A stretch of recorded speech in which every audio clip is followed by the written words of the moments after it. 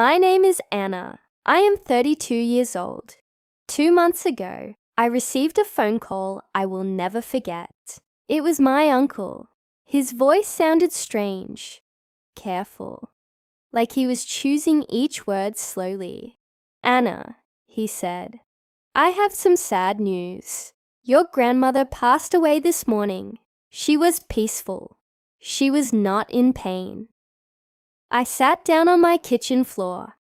I do not remember deciding to sit. My legs simply stopped working, and the floor was suddenly under me. My grandmother's name was Rose. She was 89 years old.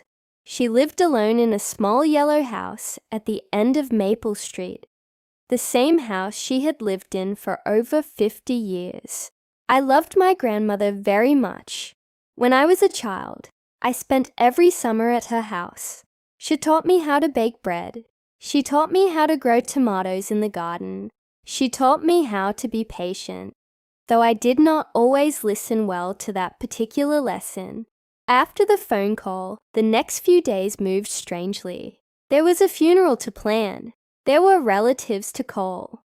There was a whole life to say goodbye to, and it felt impossible to fit something so large into a few short days. At the funeral, I stood next to my mother. She held a small white flower in her hand, and her eyes were red from crying.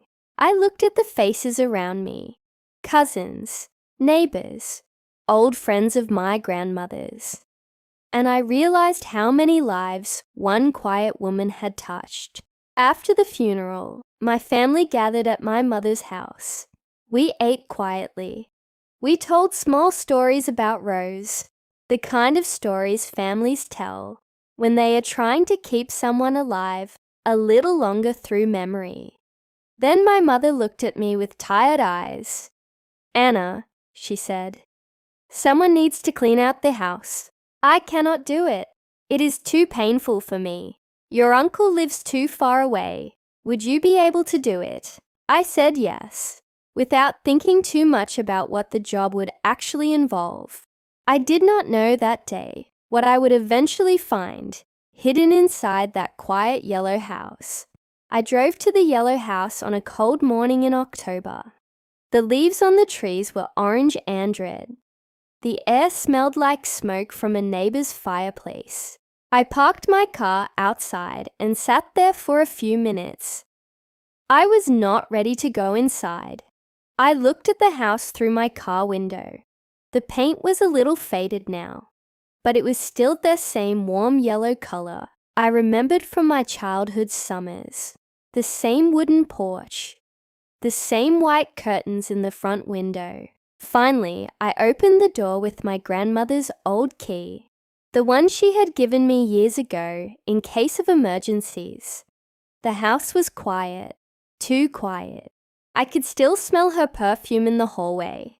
I could still see her reading glasses on the small table near the window, exactly where she always left them. For a moment, I almost expected her to walk out of the kitchen, wiping her hands on her apron, asking if I wanted tea, but the house stayed silent. No footsteps, no kettle beginning to whistle. I walked slowly from room to room, touching the furniture, the walls, the photographs hanging in the hallway. Every object seemed to hold a small piece of her life inside it. Waiting patiently to be remembered. In the kitchen, I found her favorite blue teacup still sitting in the drying rack. In the bedroom, I found a stack of letters from my grandfather, written when he traveled for work many years ago. I read a few lines and smiled, feeling closer to both of them. For 3 days I worked in that house. I put dishes into boxes. I folded her clothes carefully, deciding what my mother might want to keep.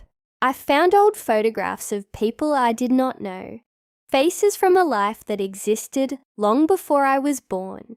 By the end of the 3rd day, I was exhausted, but the house was almost finished. Only the living room remained, the largest room, filled with furniture that had been there since before I was born. On the fourth day, I reached the living room. In the corner stood my grandmother's piano. It was old, made of dark wood, with slightly yellowed keys. She played it every evening after dinner. For as long as I could remember, I remembered sitting on the floor as a little girl, listening to her music drift through the house. She played slow, gentle songs, the kind of music that made a house feel warm even in winter.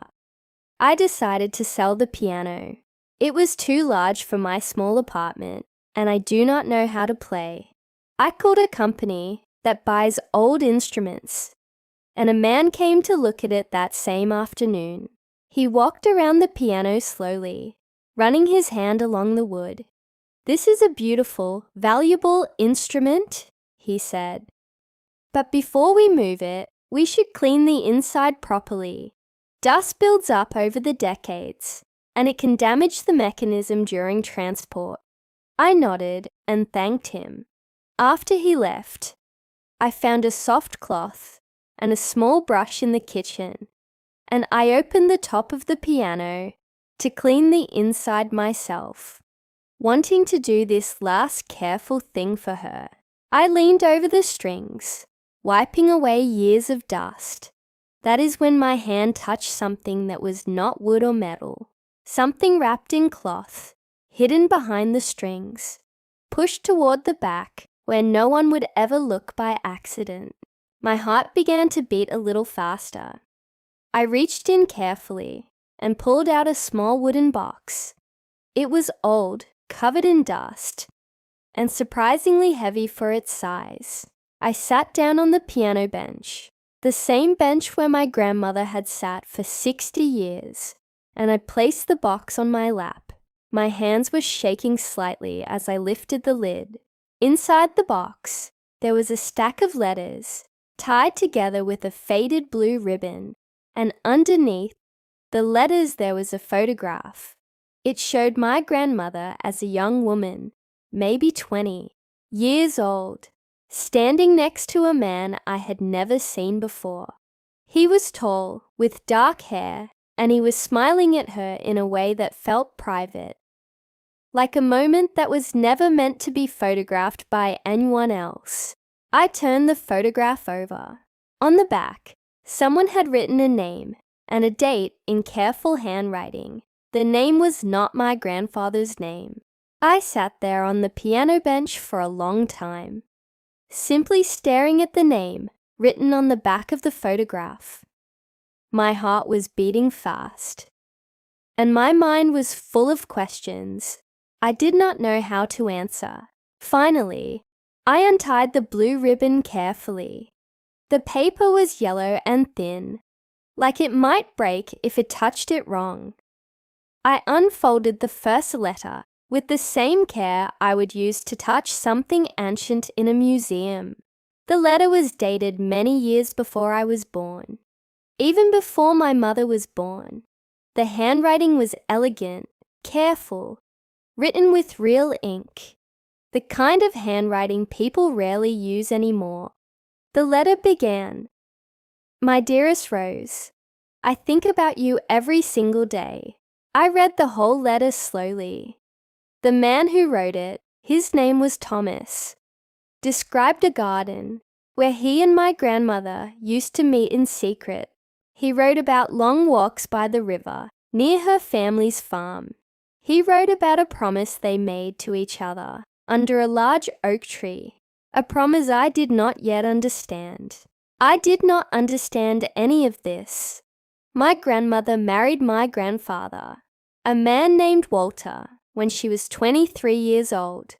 They were married for 51 years, until he died 8 years ago. I always believed it was a happy marriage. I had seen the photographs. I had seen them laughing together at family dinners, holding hands at my parents' wedding. Who was Thomas? I opened the second letter with trembling fingers. This one was different in tone. It was shorter and it sounded sad, almost desperate. "Rose, I understand your family does not accept me. I understand your father has made his decision, but I will wait for you. I will wait as long as it takes." My hands were cold. I read letter after letter, unable to stop myself. Slowly, a story began to appear, like a photograph developing in water, image by image, until a full picture finally emerged. As I continued reading, the full story slowly became clear to me. When my grandmother was young, only 19 or 20 years old, she fell deeply in love with a man named Thomas. He worked as a carpenter in a small workshop near the edge of town. He built furniture with his own hands, tables, chairs, cabinets, each on piece, made slowly and with great care. But my grandmother's family was very different from his family. Her father owned a large, successful farm. He was a proud man, respected in the community, and he had very clear ideas about the kind of husband his daughter should marry. He wanted her to marry someone with money, someone with land, someone who could offer the family more status and security. A carpenter, no matter how skilled or kind, simply did not fit into that picture. Thomas did not have money. He did not have land. He only had his hands, his patience, and a deep, quiet love for my grandmother that came through clearly in every single letter I read. In one early letter, he wrote, "Rose, I know I cannot offer you the things your father wants for you. I cannot offer land, or a large house, or a name that impresses people at church, but I can offer you honesty and hard work and a heart that will never change toward you." I imagined my grandmother, young and full of hope, reading these words in secret, perhaps hidden in her bedroom, perhaps in the same garden Thomas described in his letters. Another letter mentioned how they first met at a small town festival where Thomas had built wooden toys to sell, and Rose had stopped at his table simply to admire his craftsmanship. Neither of them expected that single conversation to change the entire direction of their lives. I continued reading, letter after letter, watching a quiet, forbidden love story unfold between two people who lived in a world that gave them very little room to choose their own happiness. The letters continued for almost 2 years. Thomas wrote to Rose every month, sometimes more often. Sometimes he wrote about small things, like the weather or a bird he saw building a nest outside his workshop window. Sometimes he wrote about big things, like his dreams for their future together. In one letter, he wrote, "I have saved enough money to buy a small piece of land near the river. It is not much, but it is honest. If you come with me, we will build our life together, slowly, with our own hands, and no one will be able to take that away from us." I imagined my grandmother reading these words as a young woman, her heart torn between them and she loved, and the family she was afraid to lose completely.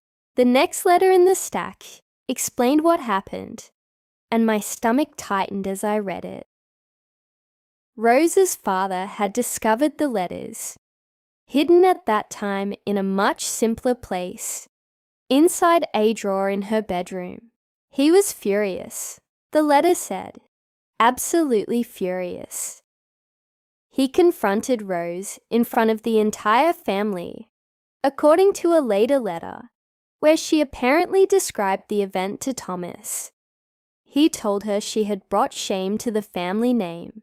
He forbade the relationship completely and told her that if she continued seeing Thomas, she would lose her family forever, with nothing, not even a place to sleep. Rose was young. She was scared. In that time and place, a young woman without her family's support had very few options, very little protection, and almost no independent income of her own. Thomas wrote to her during this difficult period, trying to comfort her from a distance. Rose, I know your father's anger frightens you. I know you feel trapped between two impossible choices. Whatever you decide, please know that I understand the weight you are carrying, and I will not blame you for choosing safety if that is what you must do. Even in his own pain, Thomas was thinking of her well-being before his own. I had to put the letter down for a moment. My chest felt tight, imagining my grandmother facing this impossible decision so many years before I ever existed. I picked the letters back up after a few minutes, needing to know how the story ended, even though some part of me was already afraid of the answer. Rose did not have her own money. She did not have anywhere else to go. If her father truly followed through on his threat, in a difficult, frightening moment, at only 21 years old, she chose her family. She wrote one final letter to Thomas. I found a copy of it, folded carefully inside the box, written in my grandmother's own handwriting. The same handwriting I recognized instantly from birthday cards she sent me as a child. The same careful loops on the letter R in her signature. Thomas, I am sorry. I cannot do this anymore. My family needs me, and I am too afraid to lose everything I have ever known. Please forget me. Please find happiness with someone else, someone who can love you without fear, standing between you. I will always remember your kindness, your patience, and your gentle heart, but I must let you go now. Before this becomes even harder for both of us, I read the letter 3 times. I tried to imagine my grandmother's hand shaking as she wrote those final words. Tried to imagine how many times she must have started the letter over before finding the courage to finish it. There was one more item in the box beneath this final letter. A small dried flower, pressed completely flat. Its color faded to a pale, ghostly version of whatever bright color it once was. I did not know if Thomas had given it to her, or if she had kept it from somewhere special they once visited together. I sat quietly for a long time after reading that final letter, simply holding the delicate, pressed flower between my fingers, feeling closer to my grandmother's young heart than I ever had in my entire life. After that final letter, according to the dates on nearby family photographs, I found in another box, everything changed quickly. Rose married Walter almost exactly 1 year later. Walter was a good man, chosen carefully by her father, a man with a stable job at the town bank and a comfortable, respectable house. My grandmother built a life with him, a life that, from the outside, looked complete and happy. She had 2 children with Walter, including my mother. She hosted holiday dinners every year. She learned to garden beautifully, filling her yard with tomatoes and roses. And she played piano every single evening after dinner, filling the house with soft, gentle music. She seemed happy, at least on the outside, for the entire 51 years of her marriage. I never once, in my whole childhood, sensed any sadness in her. I never saw her cry, except at funerals, the way anyone might. But she kept every single letter from Thomas for the rest of her life. She hid them inside her piano, the one place in the house her husband never touched, because he did not know how to play music and had no interest in learning. I sat in that quiet living room, holding 60 years of secret history in my hands. I did not know if I should feel sad, or angry on her behalf, or simply amazed by the quiet strength it must have taken To carry a secret like this for so long, hidden behind a smile at every birthday party, every holiday, dinner, every ordinary Tuesday evening. I thought about how well I believed I knew my grandmother, and how much of her life, it turned out, I'd never known at all. It made me wonder how many other people carry entire hidden chapters inside them.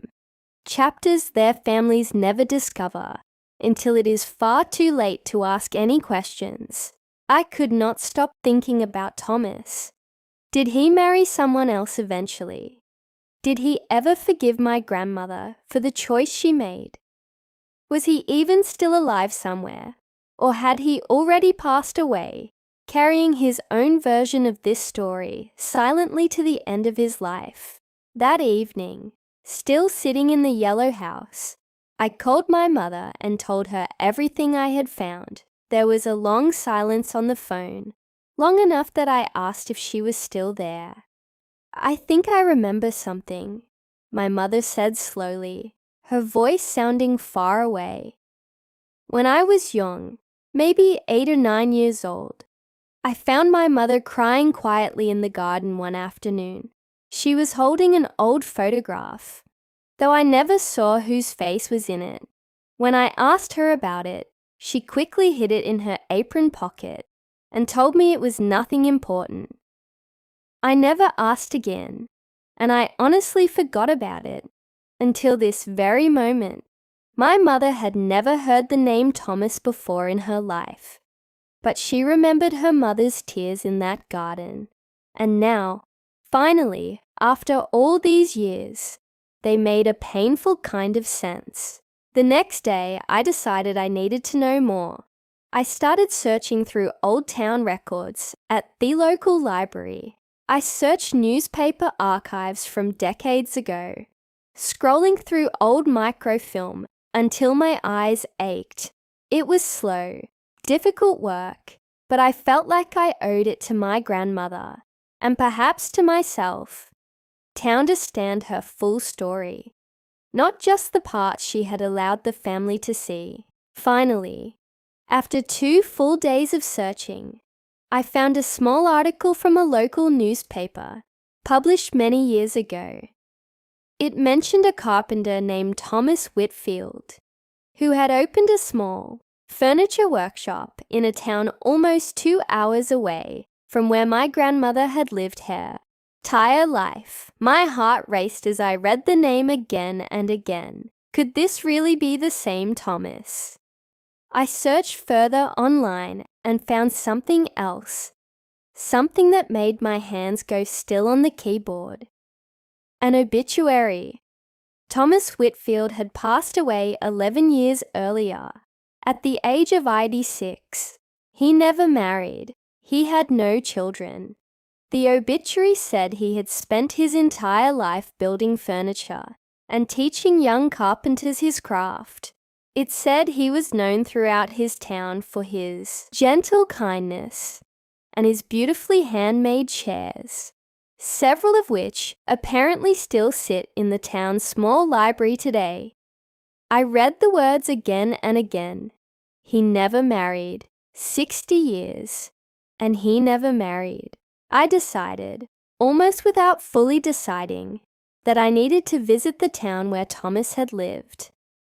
I do not know exactly why. Perhaps I wanted to see the place with my own eyes. Perhaps I simply wanted to feel closer to this hidden part of my grandmother's story. The drive took almost 2 hours. The town was small, with narrow streets and old brick buildings that looked like they belonged to an earlier century.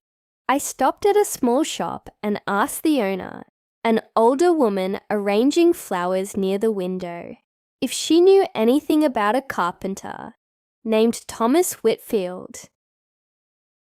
Her face changed the moment she heard his name, softening into something like fond memory. "Everyone here knew Thomas," she said warmly. "He was a wonderful man, gentle, quiet. He fixed my own grandmother's rocking chair for free many years ago. simply because he heard she was struggling with money that winter. She told me his old workshop still existed, though it was now owned by a man named David, who'd once been Thomas's apprentice and student many years before. I found the workshop at the end of a quiet street, a small wooden building with a faded sign. The smell of fresh-cut wood filled the air the moment I opened the door. David turned out to be an alderman himself now, maybe in his 60s, with grey hair, kind eyes, and strong weathered hands. I explained who I was, and slowly, carefully, I explained about the letters I had found hidden inside me grandmother's piano. David listened without interrupting, and when I finally finished speaking, his eyes were wet with tears. He talked about her sometimes, David said quietly, wiping his eyes with the back of his hand. Not often. He was a private man. But sometimes, late in the evening, when we were finishing a difficult project together, he would grow quiet and simply say her name, Rose. He never told me the full story behind it. He only said, once, that she was the love of his life, and that some loves are not meant to have a simple, happy ending. David hesitated for a moment, then walked slowly to the back of the workshop. He returned, holding something small and beautiful in his hands. A wooden box, carved delicately with small flowers along every edge. He made hundreds of boxes like this one over the years, David explained, turning it gently in his hands. People bought them for jewelry, for keepsakes, for all sorts of things. But this particular one, he never sold. He kept it on a shelf in the back of the workshop until the day he died. I always wondered why, but I never felt it was my place to ask. He handed the box to me carefully, as though passing along something fragile and important. Inside, resting on a small square of faded blue cloth, there was a single dried flower and a small tightly folded note. My hands trembled slightly as I lifted the note out and prepared to unfold it, David watching quietly, giving me the space and silence I needed for this private moment. I unfolded the note carefully. The handwriting matched the letters perfectly, elegant and careful. That same script I had spent the last few days learning to recognize. The note said, "If Rose's family ever finds this box, please know that I forgave her long ago." I understood her fear. I understood the world she lived in, a world that did not allow her the freedom to choose her own happiness without enormous cost. I built this box the year she left me, and I've looked at it every single day since. It reminds me that love does not disappear simply because two people cannot be together. My life was full, even without her, because I built something honest with my hands, and I helped others when I could. But my heart, in a quiet corner, always belonged to her. Please tell her, if you ever can, that I was happy. Please tell her that I never blamed her for choosing safety over uncertainty. That is not weakness. That is simply what fear does to us when we are young and have no other options. I could not speak for a long moment. David placed a gentle hand on my shoulder, letting the silence hold the weight of what I had just read. "Take the box," he said softly. "I think, after all these years, it finally belongs with you." On the long drive home, I thought about my grandmother's life in a completely new way. I thought about the difference between the family dinners I remembered so warmly, the laughter. On the long drive home, I thought about my grandmother's life in a completely new way. I thought about the difference between the family dinners I remembered so warmly, the laughter. the comfortable warmth of her kitchen, and this deep hidden sadness she had carried quietly underneath it all for 60 entire years. I did not think less of her for the choice she made when she was young and frightened. If anything, I understood more than ever how difficult her life must have been, holding two separate truths inside her heart for 6 full decades, smiling through holidays while carrying a secret so heavy. I kept the piano.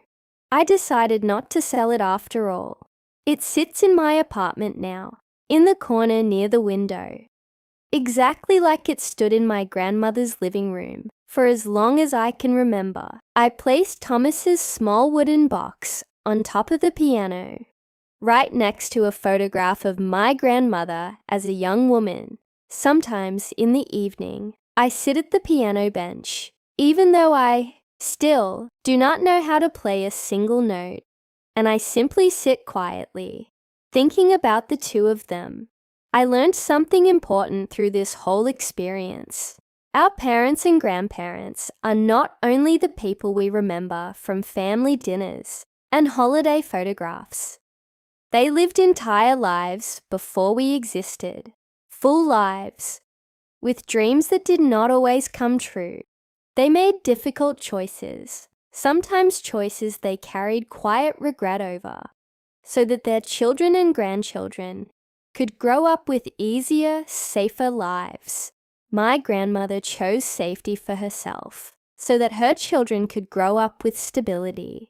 She never told anyone the true price she paid for that choice. She simply carried it, quietly, for 60 years, hidden inside an old piano that played beautiful music every single evening, gently covering the sound of a heart that never fully healed. I do not know if she made the right choice or the wrong choice. Perhaps there is no simple right or wrong answer in a situation like this one. I only know that I love her more now, not less, because I finally understand her more completely. Sometimes, the people who seem the strongest are quietly carrying the heaviest secrets, and sometimes, the greatest kindness we can offer the people we love, even after they are gone, is simply this: to try to understand their whole story. Not only the parts they were brave enough to show us,